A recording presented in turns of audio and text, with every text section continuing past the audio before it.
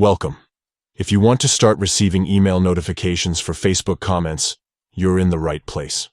With the latest Facebook update, it's easier than ever to adjust your notification settings, including email alerts for comments. In this video, we'll walk you through the simple steps to enable email notifications for Facebook comments on your PC. Let's get started. First, open Facebook on your computer and log into your account if you're not already signed in. Once you're on your home page, we can begin. Next, click on your profile photo in the top right corner of the page. This will open a drop-down menu. From there, click on your name to go directly to your profile. Now, to access your settings, click the small downward arrow in the top right corner of the page again. A menu will appear, and you should select Settings and Privacy. Then click on Settings.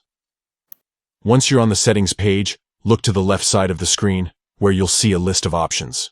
Scroll down a little until you see Notifications, and click on it. This is where you can manage all of your Facebook notifications. In the Notifications section, you'll see different categories that control your alerts.